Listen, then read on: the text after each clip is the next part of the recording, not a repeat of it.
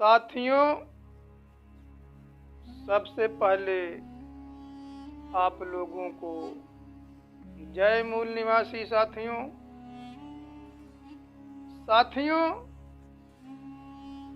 आप लोग कहावत सुने होंगे या तो पढ़े होंगे। एक कहावत है, अंधेरपुर नगरी चौपट राजा। या तो किसी के मुंह से सुने होंगे या तो आप लोग कहीं पढ़े होंगे। तो दोस्तों, हम लोग ये नहीं समझते थे कि एक कहावत चरितार्थ हो जाएगी। अच्छे दिन आएंगे आएंगे, ऐसा हम सुनते थे लोगों के मुंह के द्वारा, लेकिन हमने कभी सोचा नहीं कि अच्छे दिन आएंगे। लेकिन अच्छे दिन आएंगे नहीं, बल्कि अच्छे दिन आ गए हैं। दोस्तों, अब अच्छे दिन जो है कि क्यों नहीं आएंगे, जब गधों के हाथ में कमान है देश का, गधों के सर पे देश का ताज है, तो अच्छे दिन आना ही आना है। आपको मालूम है कि नहीं कि कौन से अच्छे दिन और कौन से गधे की बात हो रही है। तो इस पे एक व्यंग्यात्मक कहानी है कि एक विदेशी होटल में, 5 स्टार होटल में 4 देश के लोग थे, अमेरिका, जापान, चीन और भारत की। एक लोग बैठ करके चाय पी रहे थे, तभी होटल के बाहर एक गधा दिखाई देता है सामने। तो अमेरिका का व्यक्ति कहता है कि ये गधे की हालत तो बहुत खराब है, हमारे यहाँ तो गधे रॉकेट चलाते हैं। इस पे जापान का व्यक्ति बोला, हमारे यहाँ तो गधे बुलेट ट्रेन चलाते हैं। फिर चीन की बारी आती है, तो चीन का व्यक्ति ने कहा कि हमारे यहाँ गधे तो हवाई जहाज चलाते हैं। इस पर जो भारत का आदमी था उसको बहुत तेज गुस्सा आया और उन्होंने अपना 56 इंच का सीना तान करके कहा कि हमारा देश क्या किसी से कम है विकास में? विकास कम किया है? अरे हमारे देश में तो गधे देश चला रहे हैं, पूरा देश हमारे देश को गधा ही चला रहा है। तो दोस्तों, आप लोगों को मालूम हो गया होगा कि किस गधे की बात हो रही है। तो ये है अच्छे दिन लाने वाले नरेंद्र दामोदर दास मोदी की बात हो रही है। जिस आदमी को अपने इतिहास, भूगोल, संस्कृति, सभ्यता और समाज की जानकारी नहीं है, उस व्यक्ति के सर पे ताज, हाथ में देश का कमान दे दिया जाए तो उसको अंधेरपुर नगरी चौपट राजा ही कहा जाएगा। दोस्तों, जब 2016 में नरेंद्र मोदी अमेरिका गए, ओबामा ने 200 भारत से चोरी की गई मूर्तियों को वापस नरेंद्र मोदी को लौटा दिया। तो नरेंद्र मोदी ने उस मूर्तियों के तारीफ में ऐसा भाषण दिए कि वहाँ की मीडिया और वहाँ के लोग उनका मजाक उड़ाने से वंचित नहीं रहे। दोस्तों, उस मूर्ति को देख करके नरेंद्र मोदी भाषण देते हैं कि जब हम कोणार्क के सूर्य मंदिर में जब ऐसे मूर्तियों को देखते हैं तो हम सोचते हैं कि हमारे पूर्वज कितना साइंटिस्ट और कला के क्षेत्र में मास्टर थे। तो दोस्तों, वो आधुनिक मॉडर्न फैशन लेवल की मूर्ति थी जो स्कर्ट पहनी थी और हाथ में बैग ली हुई थी। उसको मंदिर की बता करके और 2000 साल पहले की बात बता करके वो उस मूर्ति का तारीफ कर रहे थे, फूल बांध रहे थे तारीफ का। लेकिन कोणार्क का सूर्य मंदिर का निर्माण तो 13वीं शताब्दी में हुआ। 1255 में उसका निर्माण हुआ। 765 साल ही केवल हुआ और मोदी जी उसे 2000 साल पुराना बता करके अपने ज्ञान का छवि बिखेर रहे हैं। और ऐसा भाषण ये पहली बार ही नहीं दिए हैं, इसके पहले भी बहुत बार वो भाषण दे चुके हैं। जब एक बार पुनः अमेरिका गए थे, उस समय वहाँ के पत्रकारों से वार्ता में संबोधित कर रहे थे तो उन्होंने कहा अपने देश की तारीफ करते हुए कि सबसे पहले हमारे देश में प्लास्टिक सर्जरी हुई थी। उन्होंने गणेश का उदाहरण दिया कि सर हाथी का, आधड़ मनुष्य का। जैसे यह बात वहाँ कहा नरेंद्र मोदी, वहाँ के मीडिया वाले, सोशल मीडिया वाले और वहाँ के लोग हंसते हंसते लोटपोट हो गए। तो दोस्तों, हालांकि यहाँ का मीडिया भी थोड़ा सा दिखाई थी कि ऐसे जिम्मेदार पदों पे रह करके तर्कहीन बात को नहीं करना चाहिए, इसमें तर्क ही नहीं हो। बहुत थोड़ा सा दिखाई थी यहाँ का मीडिया, लेकिन सोशल मीडिया पे तो बहुत तेज वायरल हुआ था। तो दोस्तों, यहाँ भी इनके ज्ञान का थर्मामीटर से इनका ज्ञान मापा जा सकता है कि इनका कितना ज्ञान है।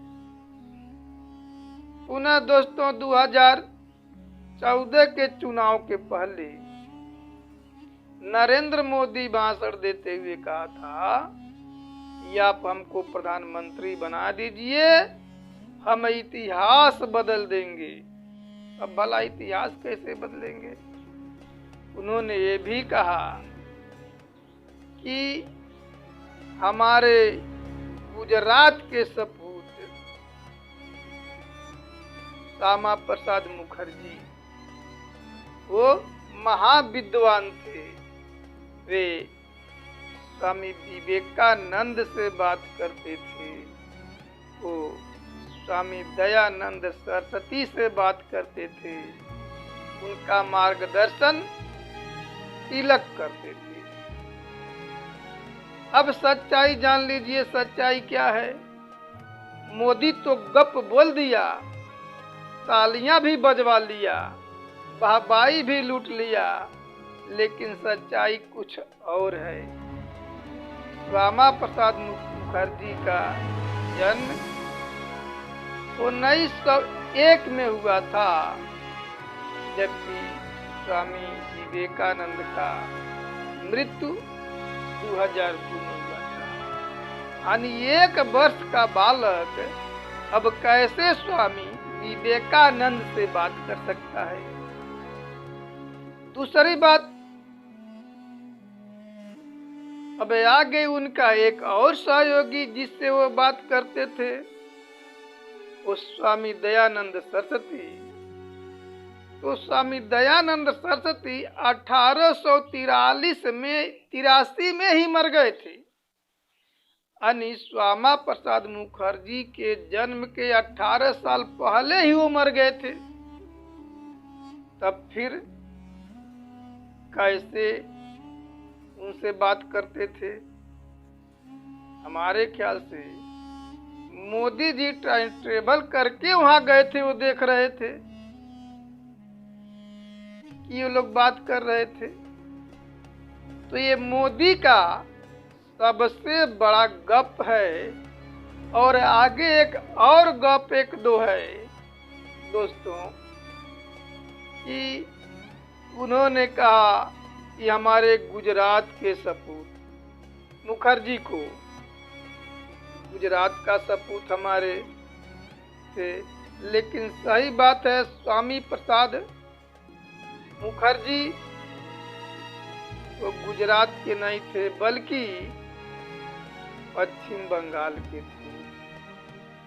श्यामा प्रसाद मुखर्जी के कहने पर कर्नल बाइली की हत्या वो मदन लाल धिंगड़ा ने किया था, ऐसा कहा। और वो ऐसा भाषण दिए जबकि बाइली का मर्डर, हत्या किया था, जरूर किया था वो, लेकिन उस समय श्यामा प्रसाद मुखर्जी केवल 8 साल के थे। 1909 में बाइली की हत्या मदन लाल धिंगड़ा ने किया था और उनकी उम्र श्यामा प्रसाद मुखर्जी का मात्र केवल 8 वर्ष था। अब 8 वर्ष का बच्चा अब कैसे राय देता है कि जाकर के बाइली की हत्या कर दो, मदन लाल धिंगड़ा को?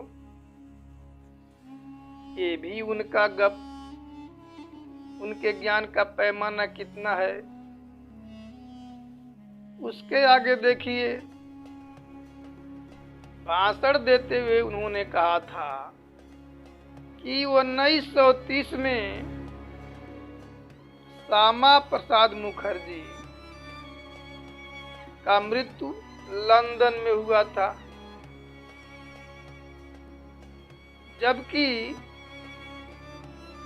वो उनकी इच्छा थी कि आजाद देश होता है तो हमारे अर्थी को ला करके भारत में लाया जाए ताकि मैं यहाँ चैन का सांस लूं। मरते जीते जी तो मैं चैन का सांस नहीं ले पाया, लेकिन हो सकता है कि मरने के बाद मैं चैन का सांस लूं। वो 1930 में बताए कि लंदन में मरे थे और उनकी इच्छा थी कि हमारे शरीर को सुरक्षित रखा जाए, जब देश आजाद होगा तो भारत में लाया जाएगा। अब यही उनका ज्ञान गच्चा खा गया। अरे उनकी मृत्यु श्यामा प्रसाद मुखर्जी का भारत में ही हुआ था और आजाद भारत कश्मीर में हुआ था, 1953 में हुआ था। तो दोस्तों, जो श्यामा प्रसाद मुखर्जी पहले जनसंघ पार्टी बनाया था 1951 में और पुनः 1980 में उसी का नेम प्लेट बदल करके भारतीय जनता पार्टी कर दिया गया, उसका नाम बदल करके। तो जिस भारतीय जनता पार्टी का ये प्रधानमंत्री हुआ है, जिसके भावना से प्रेरित होकर के वो प्रधानमंत्री हुआ है, उसी के बारे में नहीं जानता है, अपने पार्टी के इतिहास के बारे में नहीं जानता है, भूगोल के बारे में नहीं जानता है, यदि ऐसे आदमी के हाथ में देश का कमान दे दिया जाए, उसके सर पे ताज बांध दिया जाए, तो अंधेरपुर नगरी चौपट राजा का कहानी चरितार्थ होगा ही, और यही अच्छा दिन भी है। तो दोस्तों, भविष्य में अब ऐसे व्यक्ति को आप लोग न चुनिए जो देशों में विदेशों में अपना पूरे इंडिया का हंसी उड़ाता है, मजाक उड़वाता है। आप लोग आने वाले समय में मूल निवासी बहुजन समाज के लोग अपनी सरकार बनाएं, नहीं तो अच्छे दिन लाते लाते साला कितना ज्यादा बुरा दिन ला दिया। अब पेट्रोल की कीमत देख लीजिए, 110 रुपए है। सरसों का तेल 200 से ऊपर है। हवाई जहाज का जो है कि पेट्रोल 80 रुपया लीटर है, और जो आप लोग दोपहिया गाड़ी में चलते हैं उसका 110 रुपया है, जबकि हवाई जहाज का हाई क्वालिटी का है, उस सस्ता मिल रहा है। दोस्तों, अब जो है कि रेलवे बिक गई, एयरपोर्ट बिक गया, कंपनियां बिक गई, जमीन भी जो है छीनने के लिए किसानों का जो बिल लाया गया है, आपका जमीन भी छीनी जाएगी। आप अपने जमीन पे ही आप मजदूर बन के रह जाएंगे। तो दोस्तों, आज धीरे धीरे जो है कि हमारा देश मनुस्मृति की तरफ बढ़ता जा रहा है, और हिंदुत्व का एजेंडा ये लोग लागू करते चले जा रहे हैं।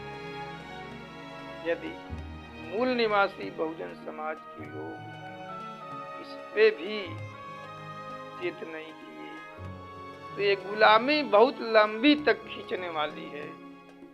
जितना जल्दी आप लोग जागृत हो जाएंगे, उतना जल्दी हम देश से आजाद हो सकते। और आजाद होने के लिए मानसिक रूप से पहले तैयार होना चाहिए। पहले हम जब मानसिक रूप से तैयार हो जाएंगे, अपनी आवाज उठाएंगे, संसद से लेकर के सड़कों तक आवाज उठाएंगे, और जैसे ही चुनाव आता है वैसे मात्र केवल हम लोग मूल निवासी बहुजन समाज के लोगों को वोट देंगे, अपने ही लोगों को वोट देंगे। ब्राह्मण क्षत्रिय वैश्य को छोड़ करके केवल मूल निवासियों का राज लाना है, तो अपने ही लोगों को वोट देना है। तभी हम सही मायने में आजाद हो सकते हैं, और तभी सही मायने में हमारे देश में लोकतंत्र कायम हो सकता है।